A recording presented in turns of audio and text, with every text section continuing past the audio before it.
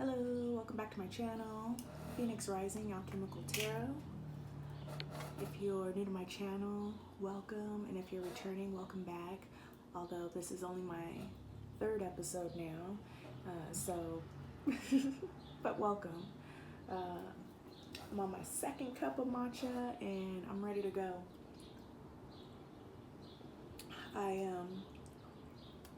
I wanted to do another reading. If you haven't seen my previous reading, which actually hasn't been uploaded, but it will be before this one is.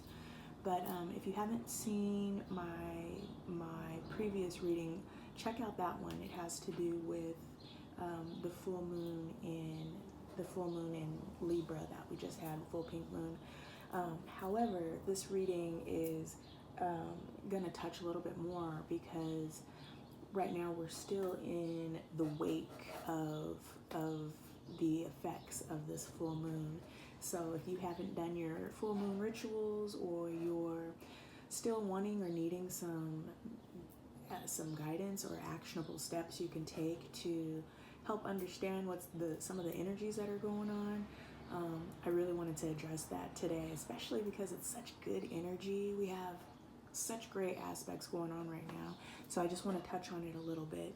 I'm not an astrologer, but I do pay attention to the astrological weather and like to be in the flow, be more in the flow of things, and so I pay attention to that and try to use those energies to my advantage, like you should as well. So if you don't know how to do that, I'm going to hopefully give you some guidance on how to do that. So first off, we're still feeling the effects of the full moon in Libra, full pink moon, and it has to do with relationships, especially with Venus going direct on the same day. And of course, Libra is ruled by Venus, so it's a very good, beautiful energy, and it has to do with relationships, balance, and dealing with the old emotional wounds or baggage that we may still be carrying, and it's an opportunity to release some of these things.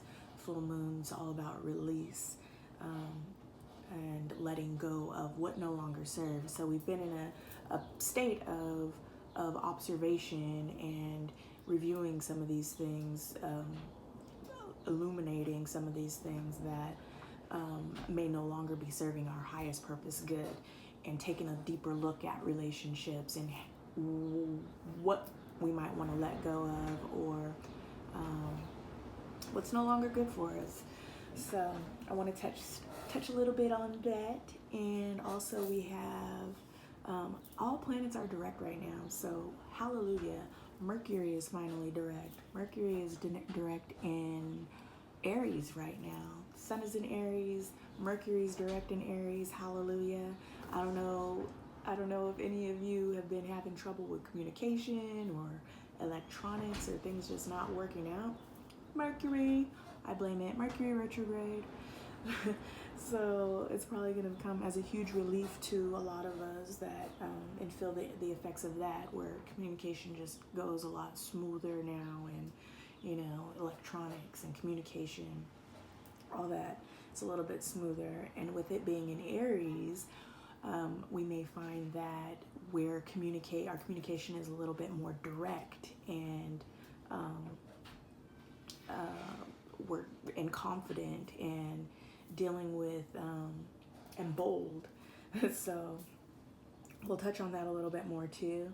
Also, with Mars in Leo, there's a lot of fiery energy right now. So, and I mean, I'm a fire sign, so I'm really at home with this energy. It feels great.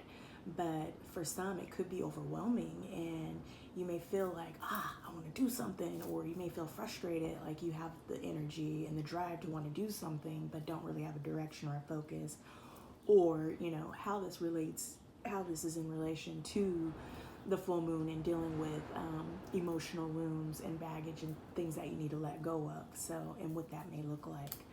So, also, okay, so Venus direct in Pisces, that has to do with some of, well, actually, I already covered I already covered that one in the previous video, but you know, Pisces is our, just to touch on it again real quickly, Pisces is our oldest sign in the zodiac and our most mystical. So there's a lot of wisdom that comes with Pisces, and also spirituality. So in areas where you may be going a little bit deeper diving into your subconscious and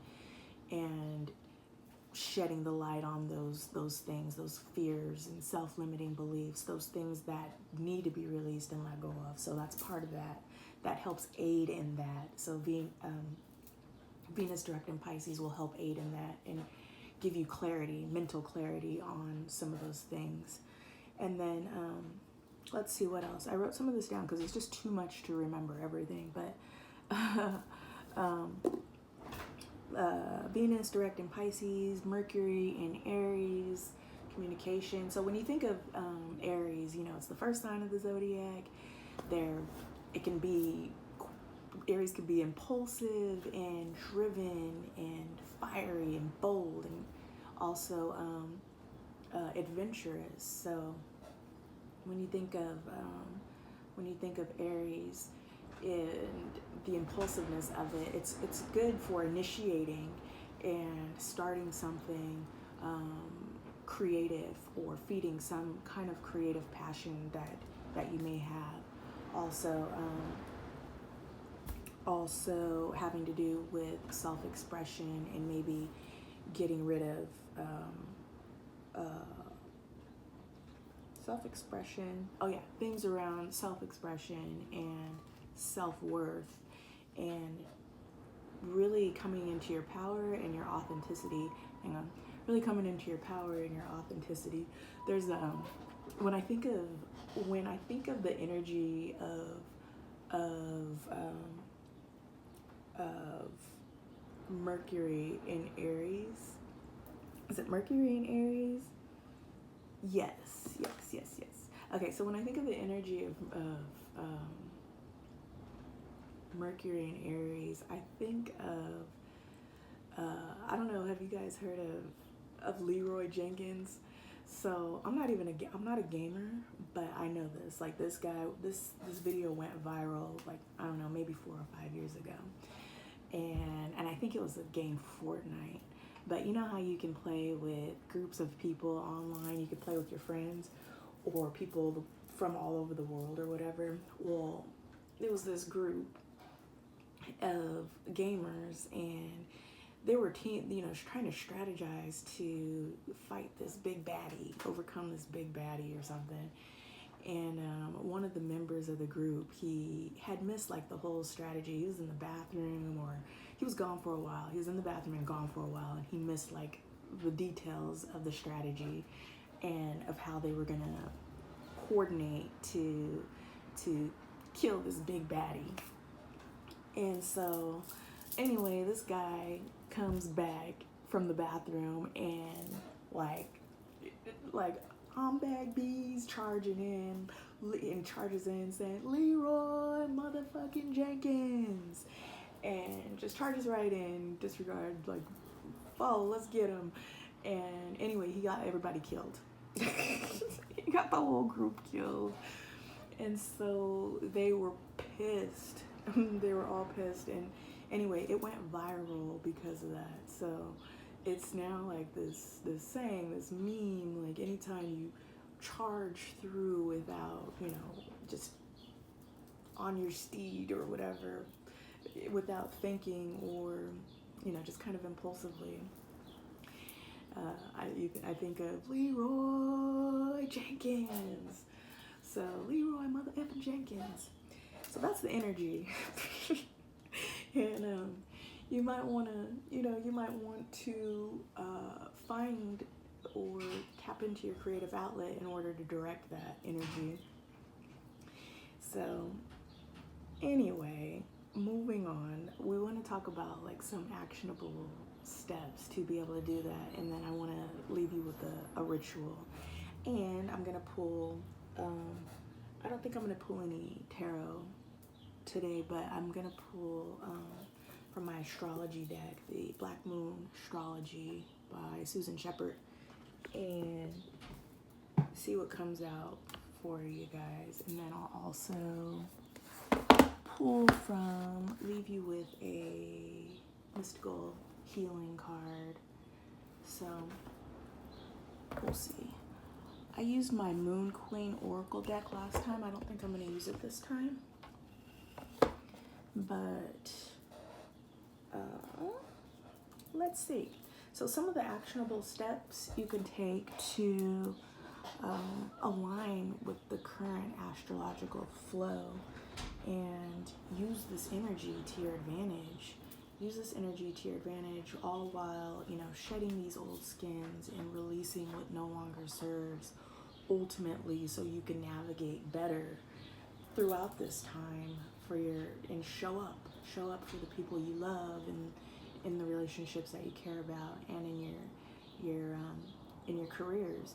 And also, this is a great time for finances and your career as well, because with these all this fire energy, it's about drive and leadership and all of the characteristics that go along with these fire signs. This is particularly Aries and Leo, since we have the sun in Aries and Mercury in Aries, and then we have who's in Leo right now? Oh, Mars is in Leo, and Mars rules Aries, so we just have a lot of planetary aspects that are very fiery right now. So how we can use that fire to drive towards something beneficial and productive and to your benefit, rather having it channeled in a way that could be aggressive or inspire rage and anger. Let's not do that. And so let's transmute that energy to our advantage and focus it in a creative way, and in our careers in a way that promotes leadership and assertiveness and communication, direct communication and confidence. So with that being said, what are some of the ways that we can release these old things? I mean, now that we have the aid of Libra direct in Venus direct in Pisces, which gives us the illumination. It sounds like I'm saying elimination, so I've got to over accentuate. So illumination. So now that we have a Venus direct in Pisces, we're able to dive deeper and see these things. So now that we're looking at them, we have the strength and the bandwidth with our extra fiery energy and introspection to see these things. What do we do? What can we do to release them? And I'm going to give you 6 actionable steps, and I'm sticking with 6 because, again, 6 is a number of balance, and it is also represented by the lovers in the tarot. So 6 is a great number it's perfectly aligned with our energies that we're working with. So one of the things, and one of my favorite things to do, is dance it out, move. Moving and dancing, it's a great way to, you don't have to dance like nobody's watching. You don't have to have choreography to move your body. Put on some music. It's the quickest way to transmute any heavy negative energy or anything. It's the quickest way to transmute energy into a more positive, lighter state of being. So whatever your favorite music is, put it on something upbeat, even if it's slow, whatever makes you feel good, but move your body.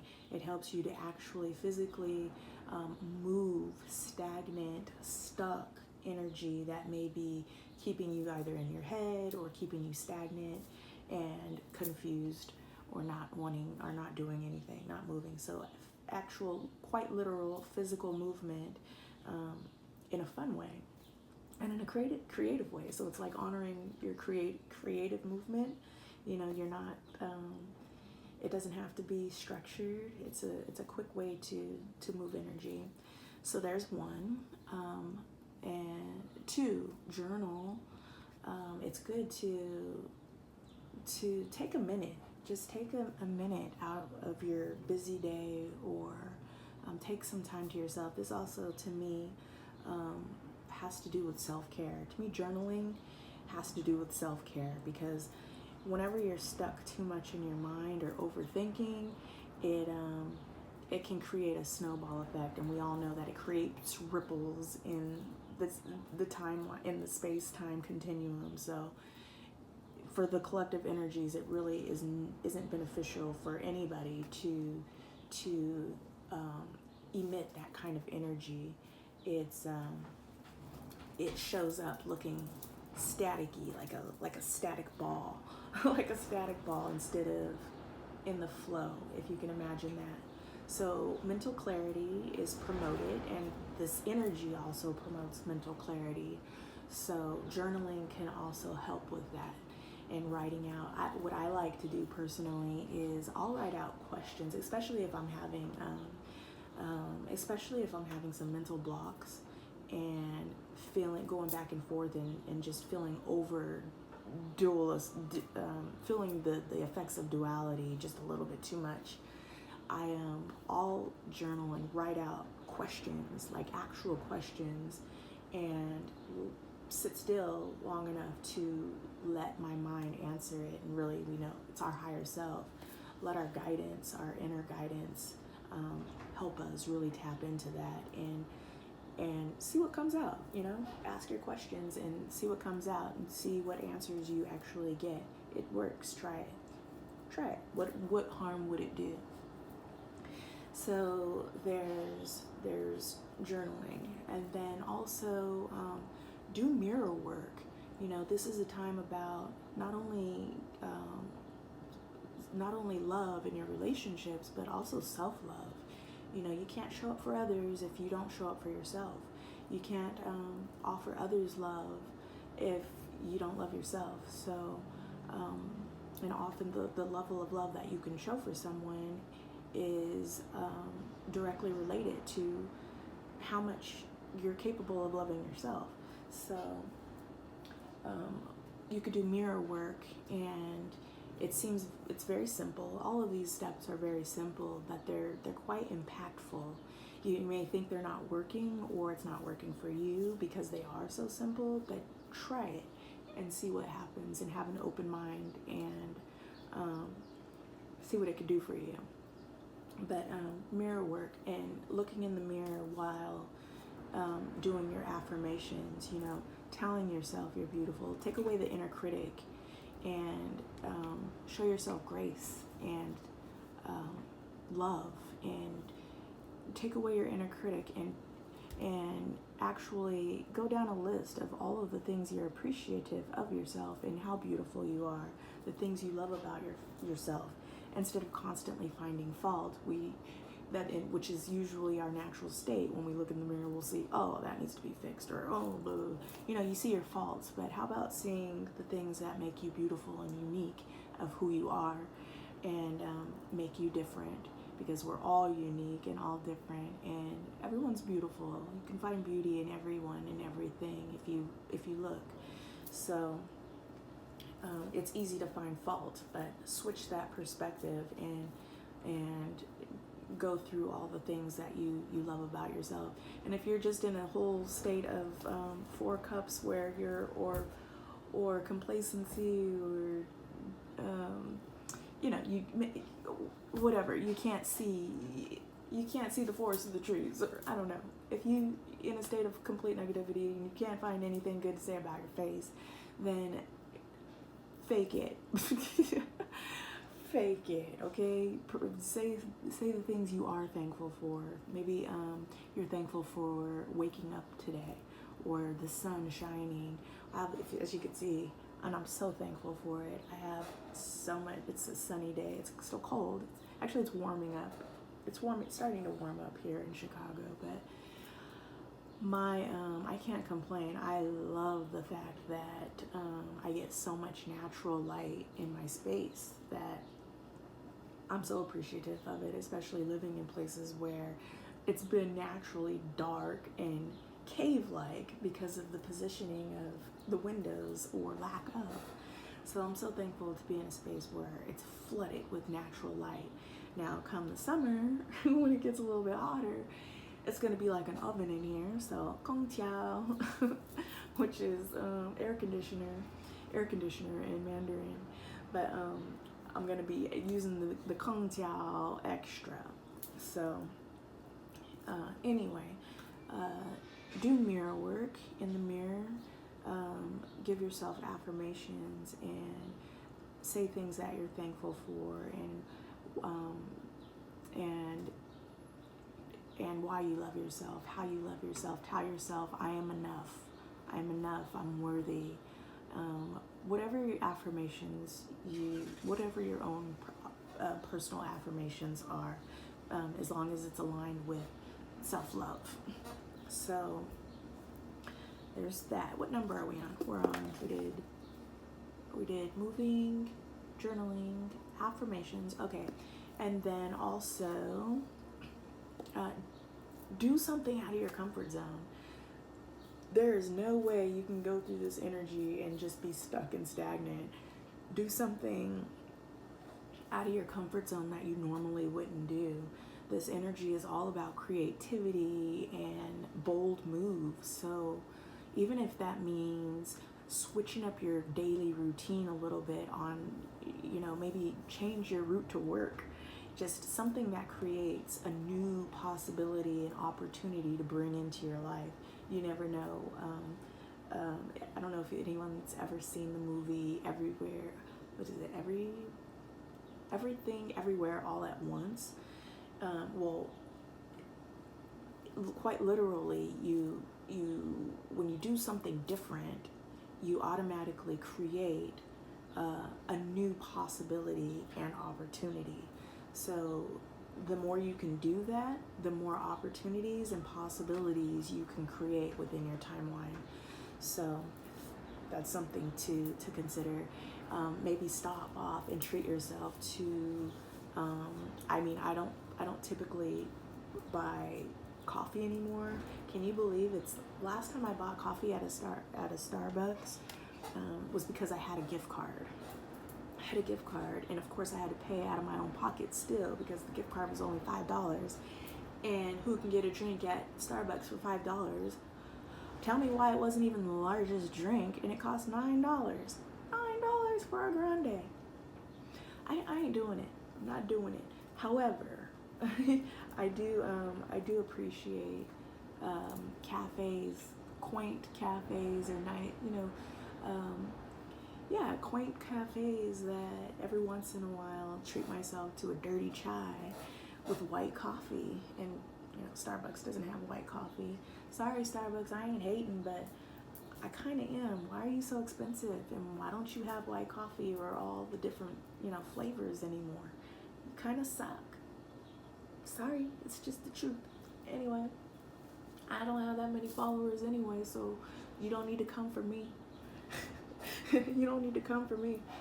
But anyway, treat yourself to something that you normally wouldn't do because it's expensive as hell, like a bought coffee.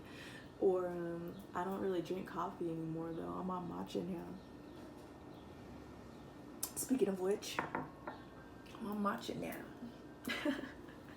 now. Anyway, you get the drift. Do something different out of your comfort zone.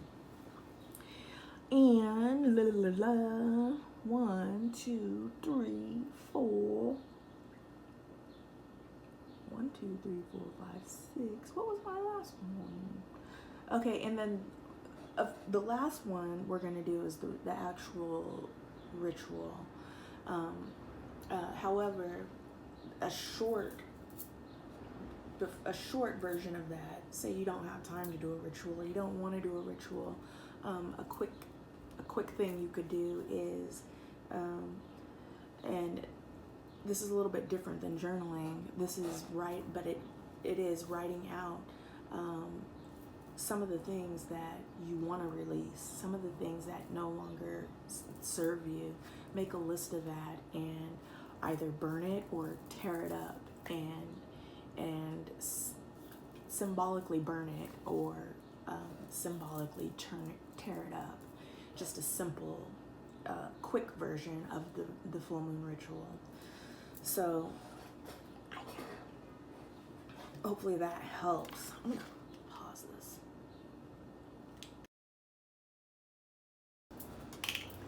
All right, so another thing to do is actually honor your feelings and allow yourself to feel whatever comes up.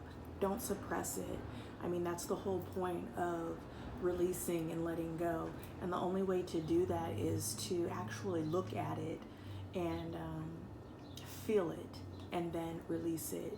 So honor that, and however that looks for you, the ways of releasing are through crying. Those tears are actually healing. So, and that's a way of release. So allow yourself to feel and cry. Don't stop numbing yourself, and allow yourself to feel these things so that they can pass through you and you're not holding on to them. It'll physically weigh you down if you do not. You will actually feel, it'll manifest in your body some kind of way through sickness and pain, physical pain and illness. So you want to let these things go. That's the whole purpose of it. You'll feel mentally lighter and actually physically lighter as well. So through tears, sweat. So if it's not through dance, maybe you do exercise, know that those movements, moving your body through exercise and yoga, meditation, allowing yourself to sweat. Through that sweat, it releases as well. So also use sound, music. That's why dance is great, because usually you're dancing to some music, and depending on the music, sound is quite healing. I like to put on solfeggio frequencies, which are frequencies that help heal your body depending on the frequency. Each frequency has a different area that it works on. I think the heart chakra is 745 hertz. I want to look it up. Alexa, which frequency is good for the heart chakra? I believe it's 745. Sorry, I don't have an answer for that. You're fired. Anyway, look it up. I believe it's like 745, but I would recommend, and there's different ones. There's for every chakra, for every body system, for releasing, for actually healing too. There's some for healing certain parts of your body. There's healing frequency for everything. So look into that. I personally like to use solfeggio frequencies. So listen to that. Sound healing. Sound, you can also use light. You can actually use physical light, red light therapy or whatever, but without even physically using light, you can visualize the light in meditation. I like to do a body scan, and you could do this in the shower. You could do this, so in case you're pressed for time, you can do this in the shower. You could do this on, in an actual meditation, laying down, taking a nap, or in a meditative state. But visualize going through every chakra in the system. Of course, you're not going to go through every chakra. There's way more than we even know of, but there's hundreds. But the main 7 chakras is what I'm referring to, and each color, there's a color associated with each chakra depending on which system, which system. But if it's Indian or Western, I'm not sure, Eastern or Western. but I'm familiar with purple for the crown, indigo for the third eye, light blue for the throat chakra, green for the heart, gold or yellow for the solar plexus, like a dark maroon for the sacral, and then red for the root chakra. And if you can imagine going through each area of your body and picturing that color, focus on your heart chakra. Focus on your heart chakra in honor of Venus and Libra, and the energies associated with that, love and relationships, so that you can open your heart and come from a heart space. That's one way to do that. And this all helps too with regulating your nervous system, which is all something we need more of. We need more stability when it comes to that. So especially for, what we're emitting out as energetical light beings. So do that. Light therapy. I believe that's 6. So I'm going to pull from our Black Moon astrology deck, and then I'm going to actually, before I pull from our astrology deck, I'm gonna give you a ritual to do, a physical ritual to do. I may record a demonstration of it, doing it with you with a voiceover. I haven't decided yet, depending on time and if I can figure out how to edit. Who knew editing was so time consuming? I don't think I want to go that route. You guys might just be getting some raw content that whatever comes out comes out. If it's flummoxed, it's flummoxed. If it's not, it's not. If it's good, if it's good. If it's bad, you get what you get. Because honestly, who has time for editing? I am going to go through the process though of trying to learn how to use specifically CapCut, and because I feel like it's a good skill to have in case I do need to edit, but and not ruin or lose have to scrap tons of footage because I don't want to post because it's terrible. But anyway, for the sake of transparency and authenticity in honor of these energies, this is what you get. If I'm able to do a demonstration now, if time permits, then I will. Look at my rose quartz. I've got my rose quartz in honor of all this love energy as well. And I have a whole dish here of rose quartz. So for the ritual, what you'll need is, if you have it, rose quartz, which is a crystal stone for love. I have my Leo, my Rosie. I have a whole dish, but just to show you a few of my faves are here. You can also use black tourmaline, which absorbs negative energy. Selenite is a self-clearing crystal that promotes high vibration and clears negative energies. I'm also using clear quartz, and this green heart-shaped cat eye. But the ritual will only, that's what I have because I love my crystals and I try to incorporate them whenever I can. However, rose quartz is fine for the ritual, or any crystal that you prefer to use. They're all good in my opinion. So you're gonna need your crystal, you're gonna need a pen, a paper, a bowl of water, a candle, a red, white, or pink candle. Really pink or white, but I'm using red. I didn't have a pink candle. I think red is also quite appropriate though as well. Also a green candle. could work as well, because green is associated with the heart chakra. So is red. I don't know who all knows this, but there's a higher heart and a lower heart, and red and green are both associated with that. So higher heart chakra, lower heart chakra, and red and green represents those two parts of the heart chakra. So any of those colors will do.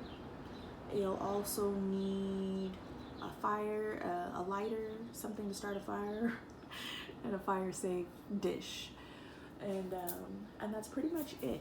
And so what you're going to do is you're going to light your candle. You'll have your crystals, light your candle, fill your bowl with water as if you're scrying, and you're going to, let me see, I got the affirmation here. And you can also use these tools and create your own affirmation if you want. But you can use mine if you'd like. So give me 1 second.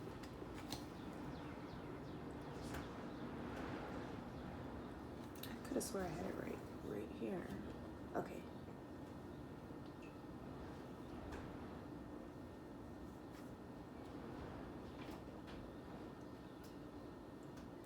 Give me 1 second, guys. Hang on. I can't use my phone. I can't look it up on my phone because I'm on my phone. So I have it. I had my notes. I've got my notes, and now I need to.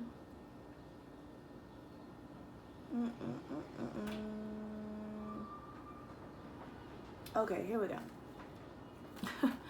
All right, so write down your affirmation. I release what no longer aligns with my peace. I restore balance within myself and welcome relationships that reflect my truth. And you can also write down a list of things that you want to release. You know, for example, I want to release self-limiting beliefs or fear of ... I want to release masks, or I don't know.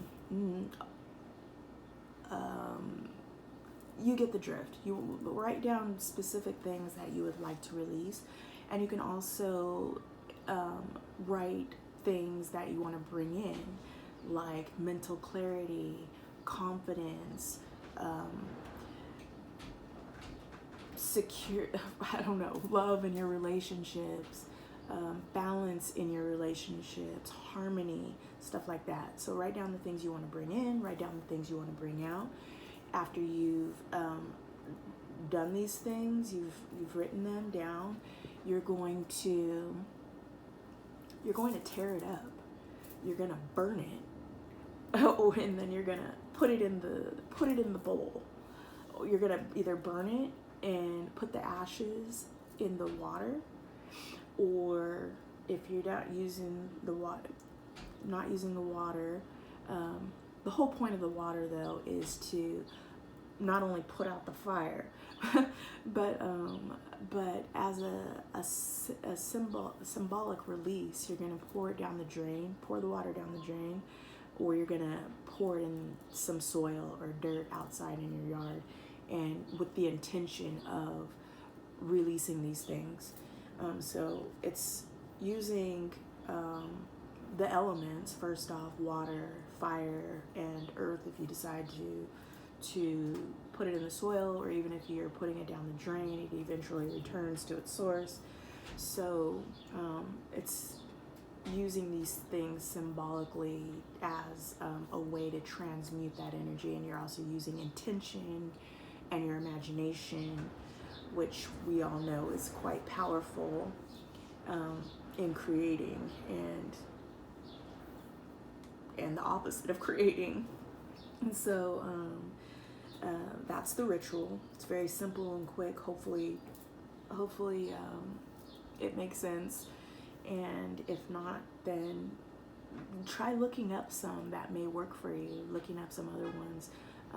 The full moon was actually Saturday, but we're in the aftermath of it and still feeling its effects. So it's still time to do it if you haven't done it, or if you haven't tapped into that energy.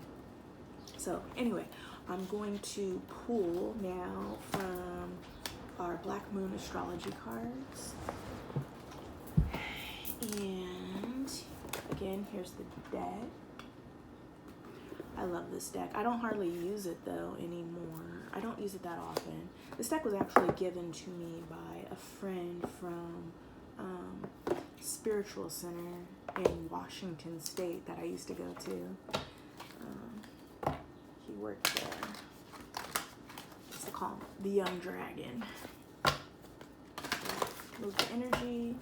Thank you, Spirit. What message do you have for the collective, for the highest good of all? Thank you. All right, we got 2 cards. Interesting. We got, perfect. Gemini, I think. Gemini is the lovers, y'all, which is perfectly aligned with this Venus and Libra energy. Libra, it's Gemini, but Libra is ruled by Venus. So, and then we also got Chiron, healing, which is also perfectly aligned with what's happening, where we're all going through a transformational healing. So anyway, I'm going to read to you. Oh yeah, and this is a card of 15, which reduces to a 6. The lovers. I'm going to read to you what the book says, because with these oracles, I don't know, it's not tarot.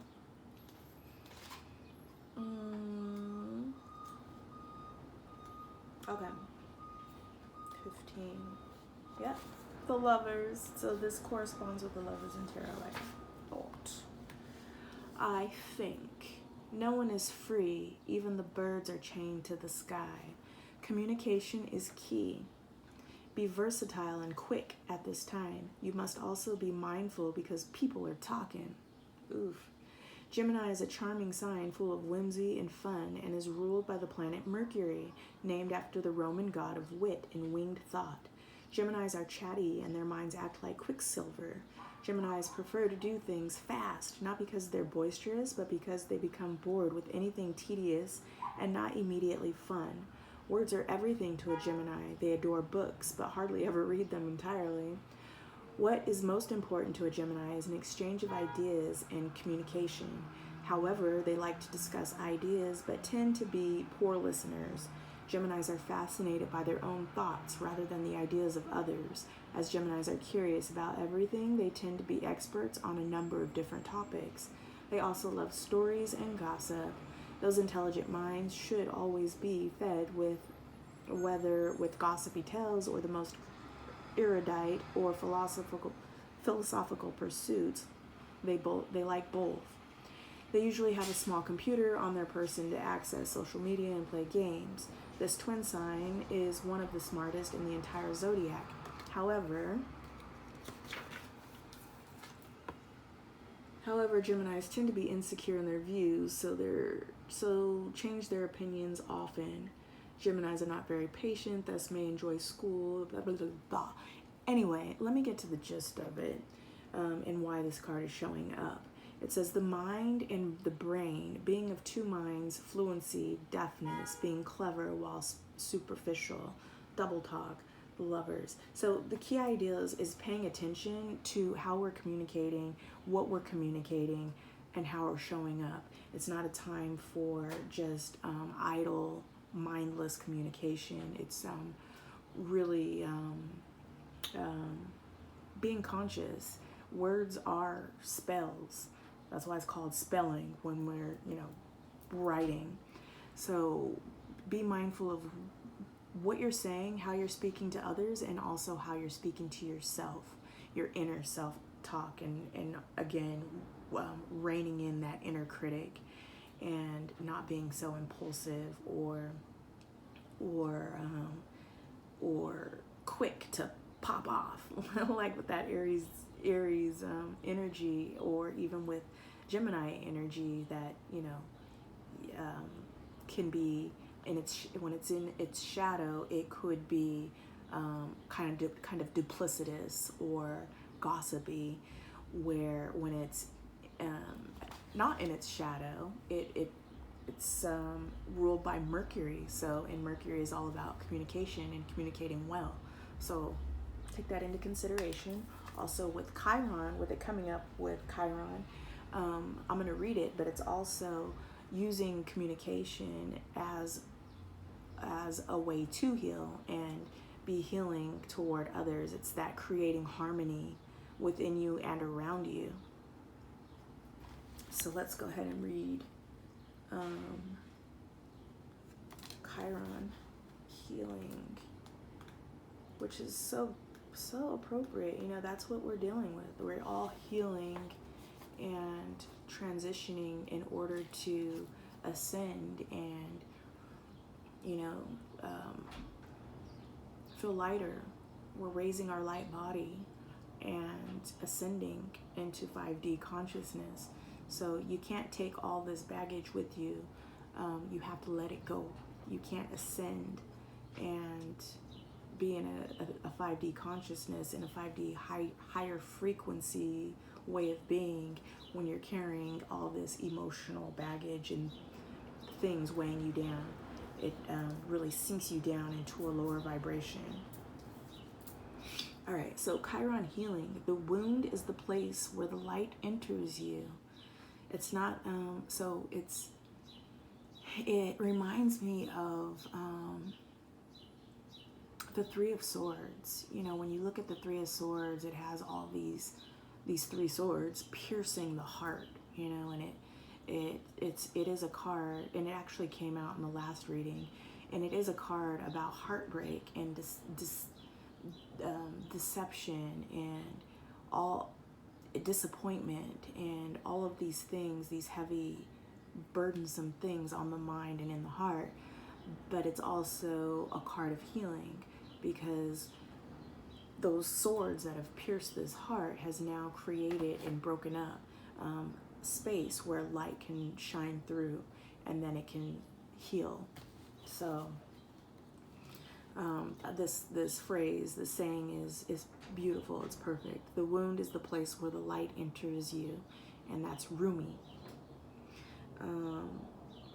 With a unique orbit that travels through the entire zodiac over approximately 51 years, Chiron is the Greek word for man-horse in myth. Chiron, the centaur, the wisest of all creatures, was the wounded healer and self-enlightened shaman.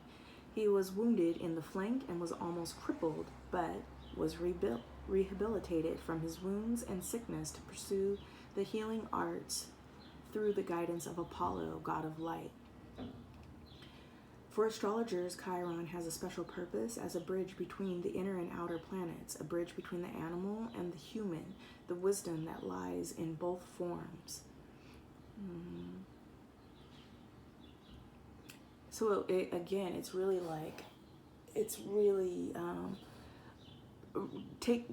really dealing with those wounds and those things, those emotions that need to be healed in order to ascend, and that really takes harmonizing the lower aspects of our human self, our you know, when we operate from our chakra, our root chakra only. It's really integrating some of the higher chakras that connect from, you know, the heart up, that connect the higher realms and the lower realms, and integrating these things that we can become whole and act from a lighter, fuller space, and more in alignment of our higher selves. So I'm not gonna read all of this. Like, I got too bogged down with the Gemini one. I'm spent. I'm spent. So anyway, this card is associated with the Hangman in tarot. So, and the Hangman has to do with being in a state of elevated or suspended animation in order to get a new perspective, change your perspective. So if you can imagine just hanging and being in a contemplative state in order to get a higher perspective on anything. And it's in hopes of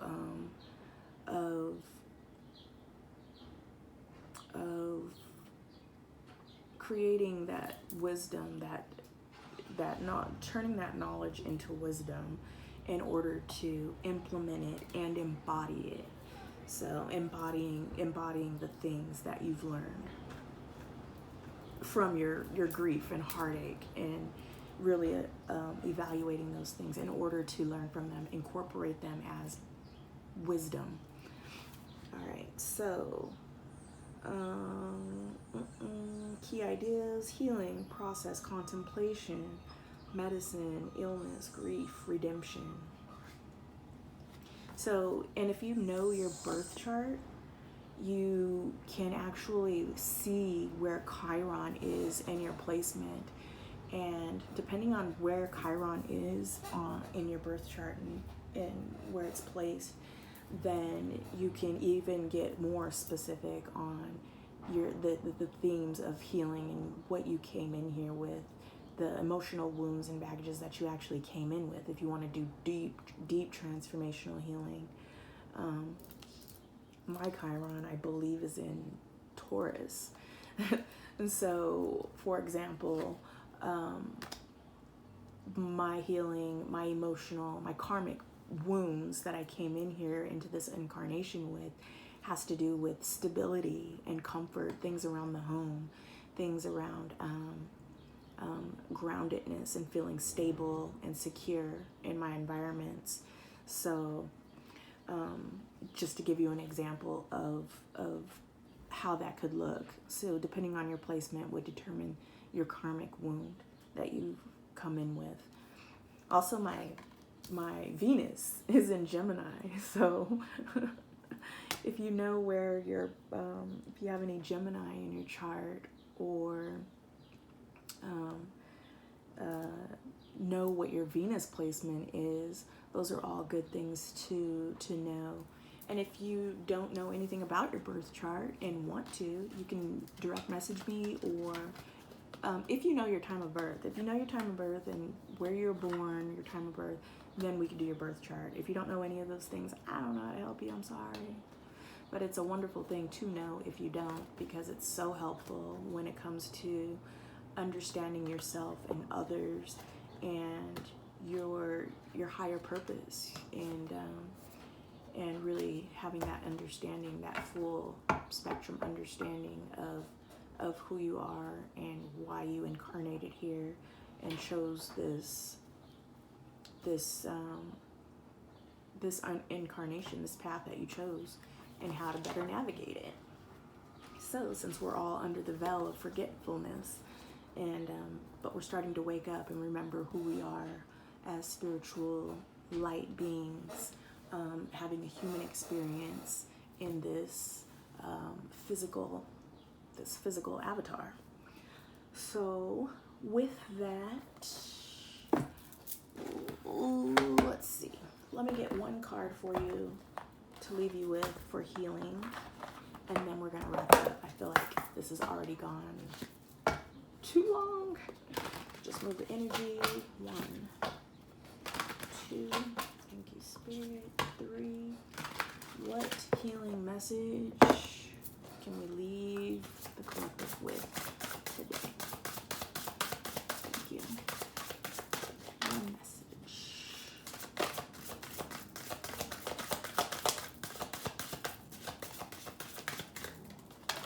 One more shuffle.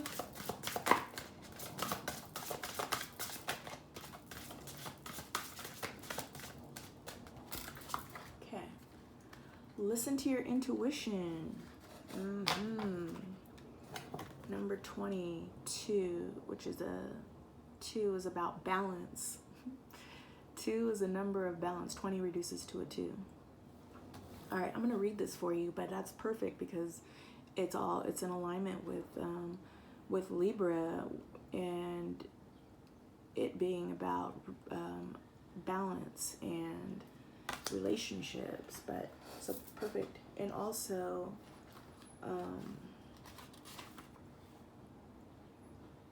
listening to your inner guidance and your intuition. We're going to read it. It says, your intuition is constantly sending you messages. You are being asked to become aware of what your inner wisdom is trying to tell you about your health and your innate and your intimate as well as work-related relationships. Perfect. There are particular aspects of your relationships that need attention and a new approach. There are certain people and experiences that you have outgrown. Change is coming, and you will need to make healthier choices. If you open the door to possibility, new people will appear in your life, and they will be able to offer you a different perspective on how to live, love, and work. Your body is also trying to give you a message about your health. There are signs and symbols all around you. It's your job to learn how to decipher them.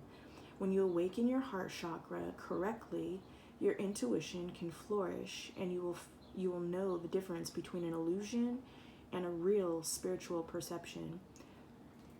Wow, yeah. That's perfectly aligned with our whole message from beginning to end.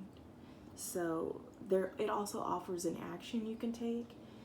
It says there are various ways to develop your intuition. The most important areas to work on are opening your heart to love and developing your concentration and discernment. Start by placing your hands on your heart. Slow down your breathing and imagine entering into the depth of your heart. Visualize an extremely wise teacher. Ask this teacher what wisdom they can offer you about your relationships. Then place your hands on the part of your body where you have challenges and ask, what thought would be stored here? What feeling would be here? What memory would reside here? Then work on changing your thinking, releasing blocked feelings, and seeing new points of view. This also is aligned with the astrology card that we pulled as well, with the Hangman and needing a change of perception or being in a suspended animation in order to change your perception and get a clearer view. So I'm going to leave you there. I hope this video didn't go on too long. We'll see. I did have to stop it at one point, so I'm going to end up having to edit anyway. Boo-how. However, I hope this reading finds you well, and I hope it resonated in any way and can help in any way.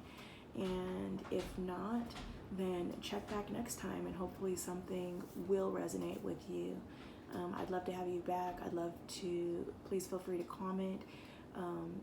If anything did resonate with you, or share with me and possibly others. If nobody else, me, what some of your moon rituals are, or how you're releasing what you're releasing. And I hope to see you back. And with that said, keep on keeping on. Much love.